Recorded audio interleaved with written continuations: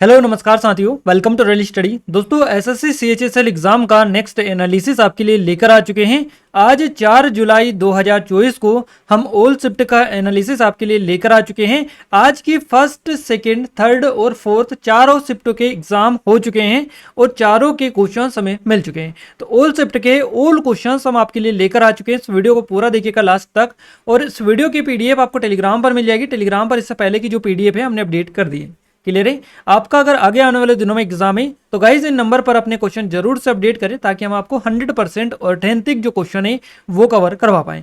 तो आइए स्टार्ट करते हैं। उससे पहले आप सभी से रिक्वेस्ट है छोटी सी कि इस वीडियो को लाइक और अपने दोस्तों के साथ शेयर जरूर से कर दीजिएगा, साथ ही चैनल को सब्सक्राइब कर लीजिएगा।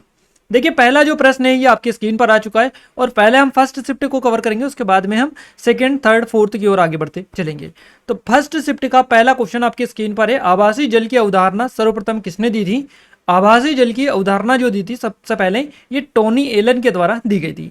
आभासी जल की अवधारणा को सबसे पहले 1993 में भूगोलवेत्ता थे टोनी एलन, इन्होंने प्रस्तावित किया था, जिसमें उत्पादों और सेवाओं के उत्पादन के लिए आवश्यक पानी की मात्रा का उल्लेख किया गया था। अगला क्वेश्चन है, कोंकण रेलवे का गठन किस वर्ष में किया गया था? सही जवाब रहेगा 26 जनवरी 1998 को। 26 जनवरी 1998 यानी कि कोंकण रेलवे का जो गठन किया गया था इसी डेट को किया गया था। 756.25 किलोमीटर लंबी है ये। मिल में बात करें तो 469.91 मिल है। लंबी रेलवे लाइन महाराष्ट्र, गोवा, कर्नाटक इन राज्यों को जोड़ती है। पूर्ण निर्मित ट्रैक पर पहली ट्रेन 26 जनवरी 1998 को रवाना की गई थी और कोंकण रेलवे परियोजना मुंबई और कोची के बीच की यात्रा की दूरी जो है 750 किलोमीटर ये कम करती है। अगला क्वेश्चन है, डॉक्टर अजीत कुमार मोहंती वर्तमान में किसके अध्यक्ष है? तो परमाणु ऊर्जा आयोग के अध्यक्ष है डॉक्टर अजीत कुमार मोहंती। याद रखिएगा, प्रसिद्ध भौतिक विज्ञानी है। क्लियर है? भाभा परमाणु अनुसंधान केंद्र BARC के निदेशक अजीत कुमार मोहंती को परमाणु ऊर्जा आयोग के अध्यक्ष और परमाणु ऊर्जा विभाग के सचिव के रूप में इनको नियुक्त किया गया है, तो याद आप रखिएगा। अगला क्वेश्चन है, 2016 की नोटबंदी में कौन सा नोट बंद हुआ था? तो 500 और 1000 के जो नोट थे ये बंद किए गए थे नोटबंदी 2016 में। कब हुई थी ये डेट भी आपसे कई बार पूछ ली जाती है। तो गाइज 8 नवंबर 2016 की बात है। प्रधानमंत्री नरेंद्र मोदी ने देश में नोटबंदी का ऐलान किया था, जिसके बाद से 500 और 1000 के जो नोट थे इनको चलन से बाहर कर दिया गया था। ग्राहकों को 23 मई से लेकर 30 सितंबर के बीच किसी भी बैंक में जाकर नोट बदलने की जो सुविधा है ये दी गई थी। अगला क्वेश्चन है, त्रिपुरा की आधिकारिक भाषा कौन सी है? तो त्रिपुरा की जो आधिकारिक भाषा है इसका नाम है बंगाली, अंग्रेजी और कोकबोरोक। ये त्रिपुरा की आधिकारिक भाषा है, बंगाली, अंग्रेजी, कोकबोरोक। आप स्पेशली याद रखिएगा। देखिए त्रिपुरा की आधिकारिक भाषा बंगाली, अंग्रेजी, कोकबोरोक है। यहाँ की राजधानी अगरतला है। राज्य की जो पशु है ये फायरे के लंगूर हैं और राज्य की पक्षी हरा शाही कबूतर है। यहाँ का राज्य की वृक्ष अगर है और राज्य की फूल नागेश्वर यहाँ का है। तो ये सभी आप याद रखिएगा क्योंकि यहीं से क्वेश्चंस बन रहे हैं और ये काफ़ी इस तरह के क्वेश्चंस इजी होते हैं, बस आपको थोड़ा सा ध्यान रखना रहता है। अगला क्वेश्चन है, टेस्ट मैच में 1 घंटे का न्यूनतम ओवर रेट क्या है? तो ये 15 ओवर है। टेस्ट मैच के यानी कि टेस्ट क्रिकेट में गेंदबाजी करने वाली टीमों को प्रत्येक घंटे में कम से कम 15 ओवर फेंकने होते हैं। तो ये न्यूनतम ओवर रेट आपसे पूछा गया है 1 घंटे का। 1 घंटे में कम से कम 15 ओवर जो है फेंकने चाहिए। और एक दिवसीय मैचों में गेंदबाजी करने वाली टीमों को आवश्यक 50 ओवर 3.5 घंटे में यानी कि 3.5 घंटे में 50 ओवर पूरे करने चाहिए एक दिवसीय मैच जो होता है उसमें। यह न्यूनतम 14.28 ओवर प्रति घंटे गेंदबाजी करना होता है। वहीं टेस्ट और प्रथम श्रेणी क्रिकेट में टीम की पारी में ओवरों की संख्या कोई सीमा नहीं होती है, ना ही इस बात की कोई सीमा है कि किसी एक गेंदबाज द्वारा कितनी गेंदें फेंकी जा सकती हैं। अगला क्वेश्चन है, नियमों के अनुसार फुटबॉल के गोल पोस्ट का रंग कैसा होना चाहिए? हरा रंग होना चाहिए, ध्यान रखिएगा। कृत्रिम सतहों का जो रंग होता है ये हरा होता है और प्रत्येक गोल पोस्ट के भीतरी जो भाग होता है ये भीतरी भाग से 16.5 मीटर की दूरी पर 2 रेखाएं गोल रेखा के लंबवत खींची जाती है। गोल रेखा के समांतर खींची गई एक रेखा होती है, इन रेखाओं को जोड़ती है, जो खेल के मैदान में 16.5 मीटर यानी कि 16.5 मीटर तक फैली हुई होती है। अगला क्वेश्चन है हमारा, शिव प्रताप शुक्ला वर्तमान में किस राज्य के राज्यपाल हैं? हिमाचल प्रदेश के राज्यपाल है। गाइज ये जो राज्यपाल और मुख्यमंत्री वाला मैटर है इसको आप अच्छे से कवर कर लीजिएगा, यानी राज्यपाल आपका हर शिफ्ट में क्वेश्चंस अब बनने लगे हैं क्लियर है। तो आगे हम आपको और भी बताते चलेंगे, क्वेश्चंस रिपीट हो रहे हैं इस टॉपिक से, तो इसको अच्छे से देख कर जाएं। वर्तमान में कौन क्या वाला टॉपिक भी आप निपटा ही ले। इसके अलावा जो मंत्री है, नए मंत्रिमंडल बनाए मोदी सरकार 3.0 में, तो इसमें भी आपको हमने एग्जाम टाउन चैनल पर वीडियो दे दिया है, देख कर जाइएगा, क्योंकि सीधे सीधे क्वेश्चन आपके रिपीट हो रहे हैं। शिव प्रताप शुक्ला की बात करें तो वर्तमान में ये हिमाचल प्रदेश के राज्यपाल हैं। श्री शिव प्रताप शुक्ला, इनको फरवरी 2023 में हिमाचल प्रदेश के 22वें राज्यपाल, अतिरिक्त प्रभार वाले राज्यपाल को भी शामिल करें तो 31वें नंबर पर ये आते हैं, यानी कि 31वें नंबर पर है, अतिरिक्त प्रभार वाले को शामिल करें, और ऐसे तो 22वें राज्यपाल ये हैं। दोनों में आपको बता दिया। और राज्य के नियमित 21 राज्यपालों वर्तमान को छोड़कर में से केवल 3 ही अपना कार्यकाल पूरा कर पाए हैं, एस चक्रवर्ती, विष्णु सदाशिव कोकजे और उर्मिला सिंह। ये तीनों ही पूरा कार्यकाल कर पाए हैं, बाकी किसी ने भी अभी तक 21 में से पूरा कार्यकाल नहीं किया है। घरेलू क्रिकेट चैंपियनशिप रणजी ट्रॉफी किसके नाम पर रखा गया है? ये नाम तो रणजीत सिंह जी के नाम पर रखा गया है, ध्यान रखिएगा। रणजी जो ट्रॉफी है, ये भारत में एक घरेलू प्रथम श्रेणी क्रिकेट टूर्नामेंट है। रणजी ट्रॉफी क्रिकेट भारत में क्षेत्रीय और राज्य क्रिकेट संघों का प्रतिनिधित्व करने वाली कई टीमों के बीच में बेसिकली खेला जाता है। ये जो टूर्नामेंट है, इसका नाम भारत के पहले टेस्ट क्रिकेटरों में से एक है, रणजीत सिंह जी, इनके नाम पर रखा गया है। अगला क्वेश्चन है, धर्मनिरपेक्षता से आप क्या समझते हैं? तो धार्मिक मामलों में तटस्थता बनाए रखना, सभी धर्मों के साथ समान व्यवहार करना, यह होता है धर्मनिरपेक्षता। धर्मनिरपेक्षता का मतलब है कि धार्मिक मामलों में तटस्थता बनाए रखना और सभी धर्मों के साथ समान व्यवहार करना। धर्मनिरपेक्षता भारत में सिर्फ एक प्रशासनिक सिद्धांत नहीं है, बल्कि यह जीवन जीने का एक तरीका भी है, और यह विभिन्न धार्मिक समुदाय के बीच शांतिपूर्ण सह अस्तित्व को बढ़ावा देता है। और धर्मनिरपेक्षता के कुछ और भी मतलब है, जैसे कि राज्य किसी विशेष धर्म को संरक्षण नहीं देगा, राज्य राजनीति या किसी गैर धार्मिक मामले से धर्म को दूर रखता है, धर्म यानी कि सरकार धर्म के आधार पर किसी से भेदभाव नहीं करती है, सभी धर्मों को समान दर्जा दिया जाता है, सभी धर्मों का सम्मान किया जाता है, और किसी भी व्यक्ति के साथ किसी भी राज्य, संस्था, व्यक्तियों के समूह या व्यक्ति द्वारा धर्म या अन्य मान्यताओं के आधार पर भेदभाव नहीं किया जाएगा। एक धार्मिक समुदाय दूसरे पर प्रभुत्व नहीं जमा सकता है, ये कहता है धर्मनिरपेक्षता, तो ध्यान रखिएगा। अगला क्वेश्चन है, किस दिल्ली सुल्तान ने रक्त और लोह की नीति अपनाई थी? तो ये तो आप सभी को बताइए, काफी इजी क्वेश्चन है। ये गियासुद्दीन बलबन ने अपनाई थी, ध्यान रखिएगा। गियासुद्दीन जो बलबन था, इसने दिल्ली का सुल्तान था, रक्त और लोह की जो नीति अपनाई थी इसी ने अपनाई थी। तो दिल्ली के मामलुक वंश के 9वें शासक थे गियासुद्दीन बलबन, इन्होंने रक्त और लोह की नीति अपनाई थी। ये नीति कठोरता, बर्बरता, तलवार के इस्तेमाल और रक्त बहाने के हर तरह के तरीकों का इस्तेमाल करके दुश्मनों के प्रति निर्दयी होने की इजाजत देती थी। बलबन ने इस नीति को गंगा, यमुना, दोआब और दिल्ली के आसपास के इलाकों में कानून व्यवस्था बनाए रखने के लिए अपनाया था। तो इसको बोला जाता है, ये कौन सी रक्त और लोह की नीति है, और इस नाम से ही क्लियर है। अगला क्वेश्चन है, एमएस वर्ड में डॉक्यूमेंट्स को सेव करने का ऑप्शन कहां पर होता है? तो ये फाइल मेन्यू में आ रहा है। फाइल मेन्यू में तीसरे या चौथे नंबर पर आपको देखिए कुछ इस तरीके से, फर्स्ट में आपको न्यू दिखेगा, और सेकंड में ओपन, थर्ड में सेव एज दिखेगा, और फोर्थ में आपको सेव दिखेगा, फोर्थ में सेव एज दिखेगा। तो यही है सेव करने का ऑप्शन, जो कि फाइल मेन्यू में आता है। यहाँ पर क्लिक करेंगे तो आपको ये ऑप्शंस दिखाई देंगे इस तरीके से। अगर देखिए माइक्रोसॉफ्ट वर्ड में किसी डॉक्यूमेंट्स को सेव करने के लिए आप ये तरीका अपना सकते हैं, जैसे कि फाइल टैब में आपको जाना होता है। फाइल टैब में सेव अस विकल्प जो होता है, किसी ओपन डॉक्यूमेंट्स को मॉडिफाई करने के बाद जब आप नई फाइल को सेव करना चाहते हैं तो फाइल टैब में सेव एज विकल्प पर क्लिक कर सकते हैं जब मॉडिफाई कर रहे होते तो, और किसी नई फाइल को अगर आप कर रहे हैं तो फिर आप सेव कर सकते हैं। क्लियर है। एशियाई शेर किस राष्ट्रीय उद्यान में पाए जाते हैं? तो एशियाई शेर ये गिर राष्ट्रीय उद्यान में पाए जाते हैं, आप सभी को बताइए। एशियाई शेर भारत के गुजरात में स्थित गिर राष्ट्रीय उद्यान में पाए जाते हैं। ये राष्ट्रीय उद्यान और वन्य जीव अभयारण्य सोमनाथ से 43 किलोमीटर उत्तर पूर्व में स्थित है। इसे शासन गिर के नाम से भी जाना जाता है, और ये 1412 वर्ग किलोमीटर का क्षेत्र में फैला हुआ है टोटल। इसमें 258 वर्ग किलोमीटर राष्ट्रीय उद्यान है, और 1153 वर्ग किलोमीटर जो क्षेत्र है ये वन्य अभयारण्य यानी कि सेंचुरी में है। अगला क्वेश्चन है, नाट्य शास्त्र में भरत मुनि ने वाद्ययंत्रों को कितने समूहों में बांटा? और गाइस, भरत मुनि और नाट्य शास्त्र ये जो टॉपिक है, इससे अभी तक 4 से 5 बार क्वेश्चन रिपीट हो चुका है, तो इसको आप अच्छे से देख ले। नाट्य शास्त्र वाले जितने भी क्वेश्चंस बनते हैं आपके, और भरत मुनि से। नाट्य शास्त्र में भरत मुनि ने वाद्ययंत्रों को जो समूह में बांटा, ये 4 समूह में इन्होंने बांटा था। भरत मुनि ने नाट्य शास्त्र 200 ईसा पूर्व से 200 ईस्वी के बीच लिखे गए थे, है ना। इसमें वाग्यंत्रों को 4 समूह में वर्गीकृत किया। कौन कौन से? देखिए यहाँ पर अवनद्ध वाद्य, जिल्ली फोन या टक्कर यंत्र, इसको कहा जाता है धन वाद्य, इडियोफोन या ठोस यंत्र, सुधीर वाद्य इसको बोला जाता है एरोफोन या पवन यंत्र, और तात वाद्य यानी ठोस वाद्य यंत्र, जिसको कार्डोफोन या तार वाले वाद्य यंत्र भी कहते हैं। तो इस तरीके से इन्होंने 4 समूहों में वर्गीकृत इसको किया है। भरत मुनि द्वारा तैयार किए गए भारतीय संगीत वाद्य यंत्रों के इस ऐतिहासिक वर्गीकरण को बाद में 12वीं शताब्दी में यूरोप के संगीत वाद्य यंत्रों पर लागू किया गया था, और 4 विभाजनों के बाद में ग्रीक नाम दिए गए, और तात वाद्य के लिए कार्डोफोन्स, अनुबद्ध वाद्य और मेम्ब्रोन्स या मेम्ब्रोफोन्स इसको कहा गया। सुशीर वाद्य के लिए एरोफोन्स और घन के वाद्य के लिए ऑटोफोन्स, ये नाम इसको दिए गए।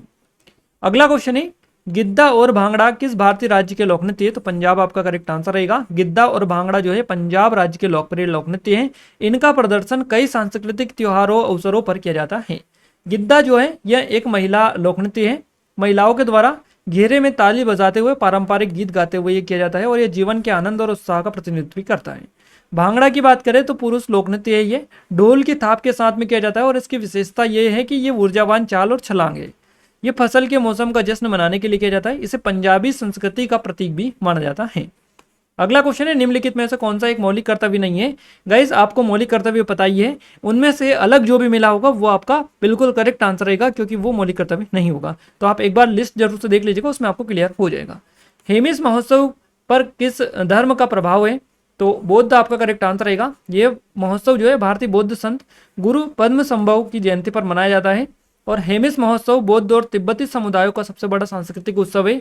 2 दिवसीय उत्सव के दौरान लद्दाख का शांत आसमान रंग और हलचल से भरा हुआ दिखाई देता है। अगला क्वेश्चन है सूर्य के अलावा पृथ्वी के सबसे नजदीक कौन सा तारा है? तो प्रॉक्सिमा सेंचुरी आपका करेक्ट आंसर रहेगा। सूर्य के अलावा पृथ्वी का सबसे नजदीकी जो तारा है ये प्रॉक्सिमा सेंचुरी है। ये पृथ्वी से लगभग 4.22 प्रकाश वर्ष दूर है, और प्रॉक्सिमा सेंचुरी ये अल्फा सेंचुरी ए और बी नामक 2 चमकीले सितारों से मिलकर बनी प्रणाली का सबसे मंद तारा है। अगला क्वेश्चन है भारत में कौन सा मंत्रालय जनगणना को संचालित करता है? तो गृह मंत्रालय करता है। भारत में गृह मंत्रालय भारत में जनगणना कार्यों की देखरेख करता है। प्रत्येक 10 वर्ष में एक बार आयोजित की जाती है, और यह विश्व में अपनी तरह की सबसे बड़ी कवायद है। क्लियर है? जनगणना गृह मंत्रालय के प्रशासनिक नियंत्रण के तहत भारत के रजिस्ट्रार जनरल, महापंजीयक और जनगणना आयुक्त द्वारा आयोजित की जाती है। अगला क्वेश्चन है संगीत नाटक अकादमी का मुख्यालय कहाँ पर है? तो ये नई दिल्ली में है। संगीत नाटक अकादमी का मुख्यालय नई दिल्ली के रविंद्र भवन में है। संगीत नाटक अकादमी की स्थापना हुई थी 1953 में, और ये अकादमी कला प्रदर्शन के लिए राष्ट्रीय स्तर की अकादमी है। भारत सरकार द्वारा स्थापित इसको किया गया। अगला क्वेश्चन है भारत के किस गवर्नर ने 1829 में सती प्रथा को अपराध घोषित कर समाप्त कर दिया?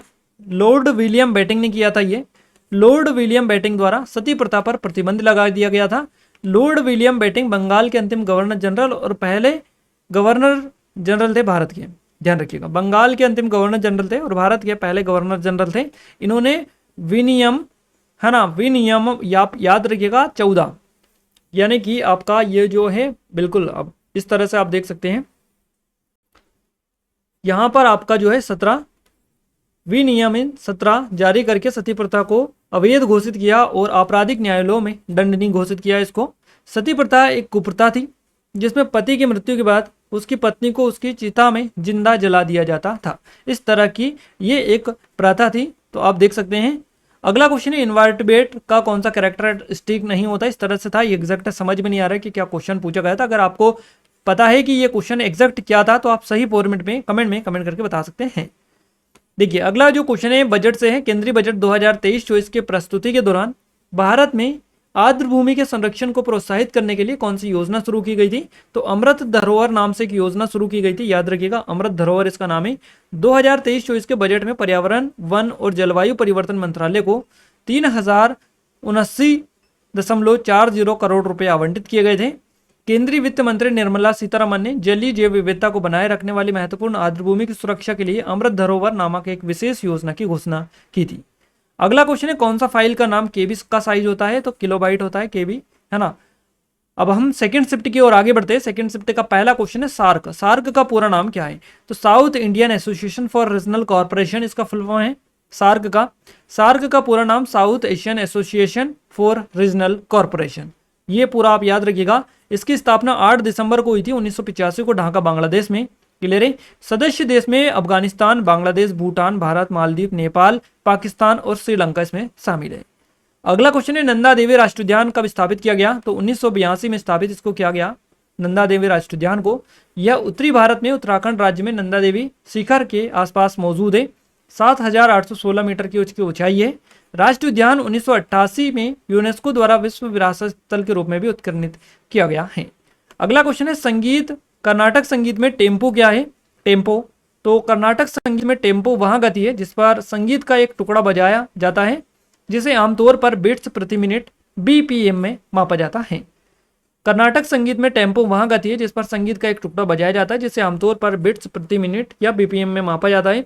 ताल चक्र की शुरुआत में टेम्पो सेट किया जाता है और पूरे टुकड़े में एक जैसा रहता है। टेम्पो रचना के संग्रह, मूड और ऊर्जा को प्रभावित कर सकता है। ये लय बेसिकली है। देखिए यहाँ एकल बिट की समयावधि में बजाई जाने वाली बिट्स की संख्या है। इसे पश्चिमी संगीत में टेम्पो भी कहा जाता है और मुख्य रूप से 3 प्रकार की लय होती है, विमलित लय, मध्य लय और द्रुत लय। अगला क्वेश्चन है तंजौर का बृहदेश्वर मंदिर किसने बनवाया था? ये क्वेश्चन वापस से रिपीट हो रहा है, इससे पहले एक बार और पूछा जा चुका है। तंजौर का बृहदेश्वर मंदिर बनवाया था राजा चोल प्रथम ने। तंजावुर का बृहदेश्वर मंदिर राजा राज चोल प्रथम द्वारा बनवाया गया था। भगवान शिव को समर्पित एक हिंदू मंदिर है और भारत के दक्षिणी भाग में सबसे बड़ा मंदिर है ये। द्रविड़ वास्तुकला शैली में राजा चोल प्रथम द्वारा 1003 से 1010 ईस्वी के बीच में बनाया गया था। यूनेस्को के विश्व धरोहर स्थल की सूची में है ये और इसे दक्षिणा मेरू भी कहा जाता है, जिसका अर्थ होता है दक्षिण की मेरू। अगला क्वेश्चन है क्षेत्रीय ग्रामीण बैंक का मुख्य उद्देश्य क्या है? तो इसका जो मुख्य उद्देश्य है कृषि और उत्पादक गतिविधियों को बढ़ावा देना है।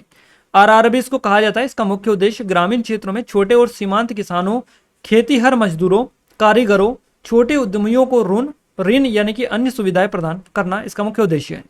तो क्षेत्रीय ग्रामीण बैंक आरआरबी का मुख्य उद्देश्य ग्रामीण क्षेत्रों में कृषि विकास, उत्पादक गतिविधियों को बढ़ावा देना। इसके लिए ये बैंक छोटे और सीमांत किसानों, कृषि मजदूरों, कारीगरों, छोटे उद्यमियों को ऋण और अन्य बैंकिंग सुविधाएं प्रदान करते हैं। आरआरबी की स्थापना का मकसद ग्रामीण गरीबों को भी बैंकिंग सुविधाएं मुहैया कराना था, जिन्हें अब तक वाणिज्यिक बैंकों ने सेवाएं नहीं दी थी। आरआरबी ग्रामीण अर्थव्यवस्था के विकास का एक अहम हिस्सा है और ये बैंक ग्रामीण क्षेत्रों को आर्थिक मुख्य धारा से जोड़ने में भी अहम भूमिका निभाते हैं। अगला क्वेश्चन है 2024 में आईसीसी पुरुष T20 विश्व कप कहाँ हुआ? तो ये वेस्ट इंडीज और संयुक्त राज्य अमेरिका में हुआ। साल 2024 में आईसीसी पुरुष T20 विश्व कप की संयुक्त मेजबानी की वेस्ट इंडीज और अमेरिका ने। ये जो टूर्नामेंट है 1 तारीख से 29 तारीख तक यानी कि 1 जून से 29 जून 2024 तक खेला गया था। इस टूर्नामेंट में कुल 20 टीमें शामिल थी, जिन्हें 4 ग्रुप में बांटा गया था और इनमें से 6 मैच जो है वेस्ट इंडीज और 3 मैच अमेरिका में खेले गए थे। भारत ने बारबाडोस के कॉन्स्टा जो ओवल यहाँ पर खचाखच भरे दर्शकों के सामने दक्षिण अफ्रीका को हराकर अपना दूसरा जो पुरुष T20 विश्व कप है, जो कि उच्च ऊर्जा वाले क्रिकेट, रोमांचक मनोरंजन से भरे विश्व कप में समापन का प्रतीक भी है, तो ये जीता है भारत ने, आप याद रखिएगा। FIH पुरुष हॉकी विश्व कप 2023 की मेजबानी किस स्टेडियम में की? भुवनेश्वर में कलिंग स्टेडियम है और राउरकेला में बिरसा मुंडा अंतर्राष्ट्रीय हॉकी स्टेडियम, तो इनके द्वारा इसकी मेजबानी की गई। ओडिशा 2023 में 15वें पुरुष हॉकी विश्व कप की मेजबानी करेगा। 15वां पुरुष हॉकी विश्व कप ये की है 2023 में करेगा, यानी कि की है। क्लियर है। और 15वां पुरुष हॉकी विश्व कप राउरकेला और भुवनेश्वर में हुआ है। भुवनेश्वर में कलिंग स्टेडियम और राउरकेला में बिरसा मुंडा अंतर्राष्ट्रीय हॉकी स्टेडियम 15वें पुरुष हॉकी विश्व कप का आयोजन स्थल था। राज्य सरकार ने सबसे बड़े हॉकी उत्सव के लिए राउरकेला में देश का सबसे बड़ा हॉकी स्टेडियम बनाया है। स्टेडियम की जो कुल क्षमता है 20,000 है और एक बार पूरा होने के बाद यह भारत का सबसे बड़ा हॉकी स्टेडियम होगा। अगला क्वेश्चन है अटल सुरंग किसे जोड़ती है? तो ये मनाली और लाहौल स्पीति घाटी जो है इन दोनों को आपस में जोड़ती है। अटल सुरंग 3 अक्टूबर 2020 को प्रधानमंत्री नरेंद्र मोदी ने हिमाचल प्रदेश के मनाली में अटल सुरंग, दुनिया की सबसे लंबी राजमार्ग सुरंग का उद्घाटन किया। 9.02 किलोमीटर लंबी सुरंग का निर्माण सीमा सड़क संगठन BRO ने, बॉर्डर रोड है ना ऑर्गेनाइजेशन, इसके द्वारा किया गया। BRO के द्वारा 33,000 करोड़ रुपए की लागत से किया गया, ध्यान रखिएगा 3,300 करोड़ रुपए की लागत से किया गया। ये मनाली और लाहौल स्पीति घाटी को जोड़ती है। हिंदू कैलेंडर के अनुसार दशहरा कब मनाया जाता है? तो हिंदू कैलेंडर के अनुसार 7वें महीने में, हिंदू कैलेंडर के 7वें महीने के अश्विन जो माह आता है इसमें सितंबर अक्टूबर बेसिकली जिसको कहा जाता है, इसके 10वें दिन मनाया जाता है दशहरा। तो ये आप याद रखिएगा, इसे विजयदशमी के नाम से भी जाना जाता है। दशहरा जो है 9 दिवसीय शरद नवरात्रि उत्सव के समापन के साथ मेल खाता है। नवरात्रि को हिंदू धर्म में दुर्गा पूजा भी कहा जाता है और यह देवी स्त्री के सम्मान में आयोजित होने वाला एक प्रमुख त्यौहार होता है। चूंकि नवरात्रि चंद्र कैलेंडर पर निर्भर करता है, कुछ वर्षों में इसे 8 दिनों के लिए मनाया जा सकता है और 9वें दिन दशहरा मनाया जाता है।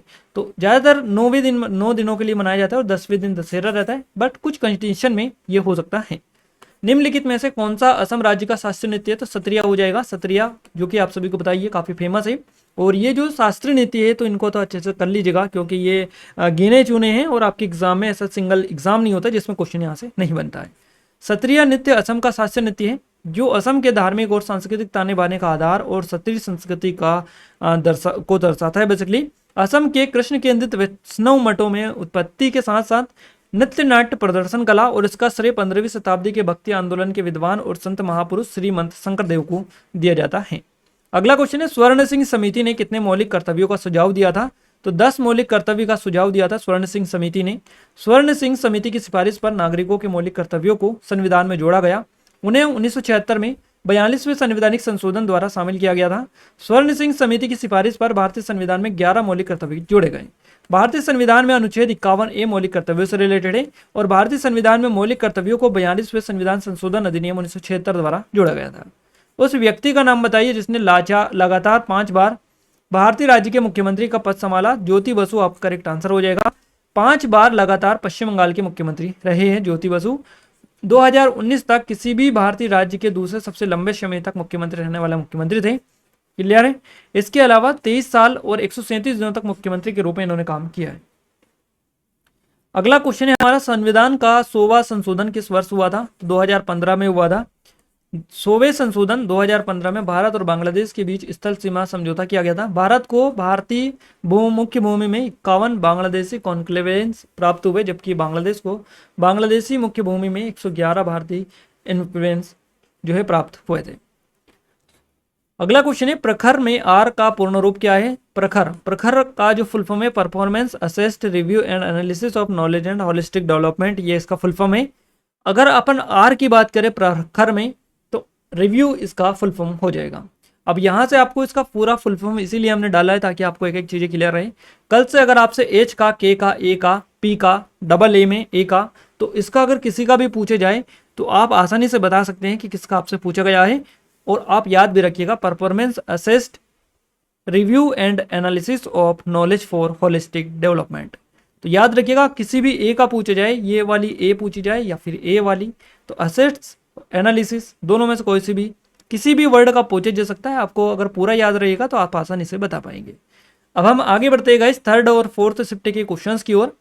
थर्ड शिफ्ट फोर्थ शिफ्ट का हम फटाफट कवर करवा देते हैं। पहला क्वेश्चन है, जागोई और चोलम किस नृत्य के 2 मुख्य भाग है? मणिपुरी आपका करेक्ट आंसर हो जाएगा। मणिपुरी एक प्राचीन शास्त्रीय नृत्य शैली है। इसकी उत्पत्ति उत्तर पूर्वी राज्य मणिपुर में हुई थी। जागोई और चोलम जो है मणिपुर के नृत्य के 2 मुख्य भाग हैं, एक सौम्य और दूसरा ओजपूर्ण, जो संस्कृत साहित्य में वर्णित लास्य और तांडव तत्वों के अनुरूप है। अगला क्वेश्चन है, प्रार्थना समाज की स्थापना किस वर्ष की गई थी? 1867 में। गाइस इस समाज से लगातार क्वेश्चंस आपके बन रहे हैं तो आप अच्छे से कवर करिएगा इन टॉपिक को।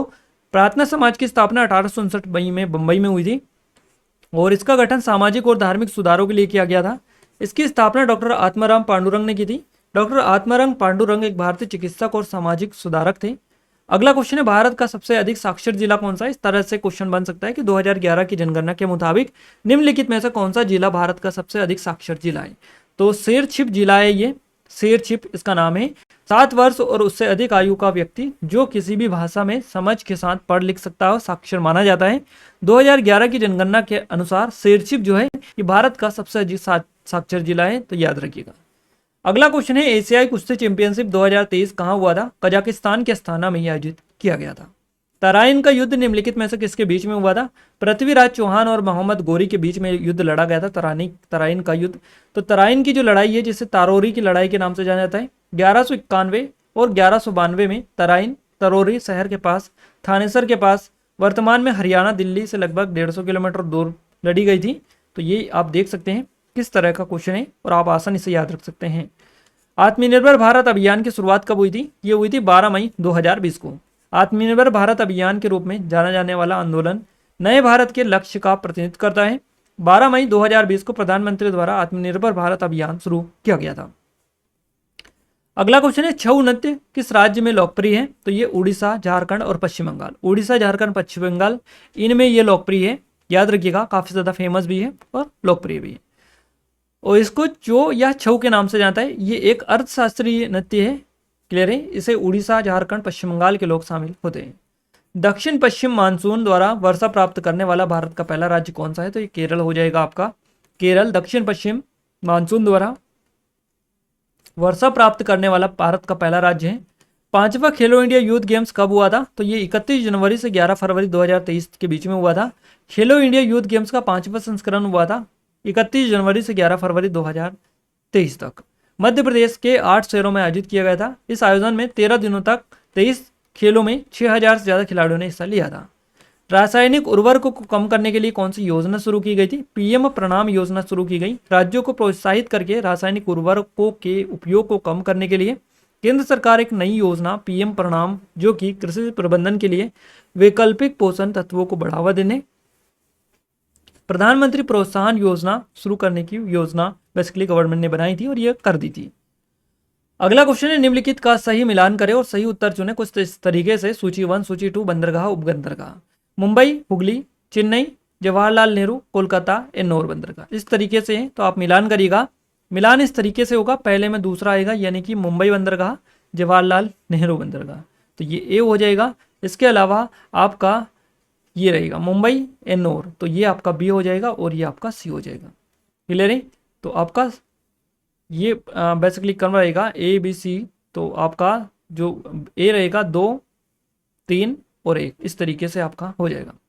राजकोषीय घाटा का अर्थ क्या है? सरकार के कुल राजस्व और कुल व्यय के बीच का जो अंतर होता है उसको ही राजकोषीय घाटा कहा जाता है। भारतीय संविधान का भाग 4A किससे रिलेटेड है? गाइज लगातार हम आपको भाग, आर्टिकल वगैरह, संशोधन वगैरह बता रहे हैं कि आप इस टॉपिक को अच्छे से कवर करिएगा। देखिए सबसे ज्यादा आपकी एग्जाम में जो टॉपिक बनता है मैं आपको आज बता दूं, जो टॉपिक आपके एग्जाम से सबसे ज्यादा बनता है ये एक तो बनता है भारतीय संविधान से। भारतीय संविधान में आर्टिकल, अनुच्छेद, भाग, संशोधन, इनसे बिना आपकी एग्जाम कोई सी भी एग्जाम नहीं होती है।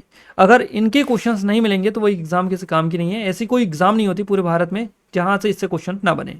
तो आप अच्छे से कर लीजिएगा। अब तक हमने जितने भी एनालिसिस करवाए एक सिंगल एग्जाम नहीं रही जिसमें करीबन 5 से 6 क्वेश्चन एग्जाम में ना बने हो।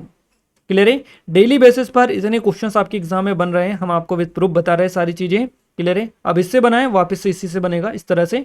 दूसरा है नृत्य और लोक नृत्य, शास्त्रीय नृत्य और लोक नृत्य, इनसे भी काफी ज्यादा क्वेश्चंस बनते हैं।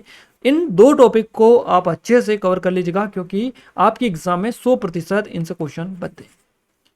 देखिए भारतीय संविधान का भाग 4A मौलिक कर्तव्य से रिलेटेड है। भारतीय संविधान के भाग 4A में मौलिक कर्तव्य बताए गए हैं। ये कर्तव्य देश के प्रति सभी नागरिकों की जिम्मेदारियां हैं। अगला क्वेश्चन है कर्नाटक के वर्तमान राज्यपाल कौन है? तो थावर चंद गहलोत आपका करेक्ट आंसर हो जाएगा। थावर चंद गहलोत एक भारतीय राजनीतिज्ञ है जो जुलाई 2021 से कर्नाटक के वर्तमान और 19वें राज्यपाल हैं। अगला क्वेश्चन है म्यांमार का राष्ट्रीय खेल क्या है? तो चिनलोन हो जाएगा। चिनलोन यहाँ का राष्ट्रीय खेल है। तो गाइज यहाँ पर हमने 3rd और 4th शिफ्ट के जितने भी क्वेश्चंस हमारे पास में आए थे सारे के सारे आपको कवर करवा दिए हैं। क्लियर है? और आपको हमने स्टार्टिंग में जो नंबर दिए 7999087885, क्लियर है, 87885, इन नंबर पर जब भी आपका एग्जाम हो एग्जाम सेंटर से निकलने के तुरंत बाद आप हमें क्वेश्चन सेंड कर सकते हैं ताकि हम आपको सबसे सटीक और सबसे पहले 100% एक्यूरेट जो एनालिसिस है वो देने में आपकी हेल्प कर पाए। क्लियर है? तो आप जरूर से इन नंबर को अपने मोबाइल में सेव कर लीजिएगा, नोट डाउन कर लीजिएगा नोटबुक में। जब भी एग्जाम हो सेंड जरूर से कर दीजिएगा। इस वीडियो की पीडीएफ के लिए आपको क्या करना है? पीडीएफ के लिए टेलीग्राम को ज्वाइन कर लेना है, डिस्क्रिप्शन में लिंक मिल जाएगी। साथ ही एप्लीकेशन को भी डाउनलोड कर लीजिएगा, दोनों के लिंक आपको डिस्क्रिप्शन में मिल जाएगी। क्लियर है? और गाइस अगर आपने इस वीडियो को लाइक नहीं किया तो आप सभी से रिक्वेस्ट है कि वीडियो को लाइक, चैनल को सब्सक्राइब जरूर से कर लीजिएगा और इस वीडियो को अपने दोस्तों के साथ शेयर भी करें ताकि हमें सपोर्ट मिले, मोटिवेशन मिले, आपके लिए और अच्छी से अच्छी वीडियोस हम लाने की कोशिश करते रहें। क्लियर है? तो मिलते हैं हमारे कल के फर्स्ट शिफ्ट के एनालिसिस के साथ। तब तक के लिए जय हिंद, वंदे मातरम।